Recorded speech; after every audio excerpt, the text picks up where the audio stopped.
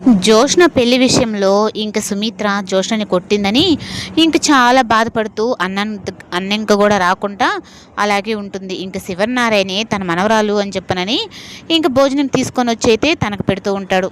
ఇంక ఈ లోపల ఇంకా సుమిత్ర కూడా అయితే కార్తీక్‌కి పెళ్ళయ్యి సంవత్సరం అవుతుంది. అయినా నువ్వు కార్తీక్‌ని వదులుకోలేవా? నీకు వేరే సంబంధం చూసి పెళ్లి చేస్తాము అని చెప్పని అంటున్నాం కదా అని.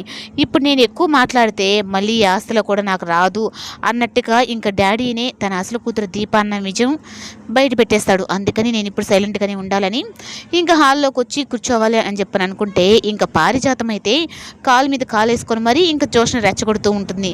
ఏంటి గ్రాని నువ్వు చాలా ఎక్కువ చేస్తున్నట్టున్నావు అంటే, అయ్యో నేను ఎక్కువ చేస్తున్నానా? అదేంటి అలా అంటావు జోష్న అనే లోపల ఈ లోపల దీప అక్కడికైతే వస్తుంది. ఏంటి దీప నువ్వొక్కటే వచ్చావు, మీ ఆయన ఎక్కడ అని చెప్పనంటే, మా ఆయన మా అత్త వాళ్ళ ఇంటికి వెళ్ళి ఉన్నాడు, మా మామయ్యకి బాగాలేదని అని చెప్పని అంటూ ఉంటే, ఈ సాకులన్నీ చెప్పొద్దు, డ్యూటీ అన్న తర్వాత ఈ డ్యూటీ టైంకి కరెక్ట్గా వచ్చేసేయాలి అని చెప్పని అంటుంటే ఇంకా పారిజాతంగా అయితే కోపం వచ్చి, ఏంటి జోష్న నా మనవడు మనవరాలకి ఏదో పెద్ద నీకు పని వాళ్ళు అయినట్టుగా వాళ్ళ జీవితాన్ని నీకు రాసిచ్చినట్టుగా మాట్లాడుతున్నావు.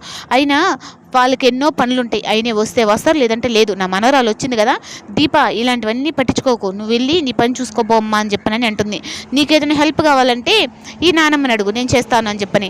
నానమ్మ నిన్ను బావ అట్టిపండులాగా చేస్తున్నాడంటే, అట్టిపండు కూడా హెల్త్కి మంచిదే కదా అన్నట్టుగా. ఇంకా శ్రీధర్ విషయంలో అయితే ఇంకా కాంచన అందరూ అయితే టెన్షన్ పడుతూ ఉంటారు, తనకి ఏమవుతుందా ఏంటన్నట్టుగా. ఇంకా స్వప్నలో కూడా మార్పు రావాలి అంటే నాన్నకు బాలని విషయం అడ్డం పెట్టుకుని కాశీని వాళ్ళిద్దరిని కలపాలని చెప్పని ఇంకా కార్తీక్ అయితే అనుకుంటాడు. ఇంకా అలా చెప్పిన తర్వాత ఇంకా కార్తీక్ కూడా అయితే స్వప్నని అలాగే కాశీని ఇద్దరిని కలపాలని చెప్పని ఈ ప్లాన్ చేస్తాడు. ఇంకా శ్రీధర్ అయితే ఆరోగ్యం బాగాలేదని తను 20 రోజుల దాకా అబ్జర్వేషన్లోనే ఉంచాలని చెప్పి అన్నట్టుగా ఇంకా కాంచనని శ్రీధర్ని కూడా కలపాలని ఈ ప్లాన్ చేస్తాడు.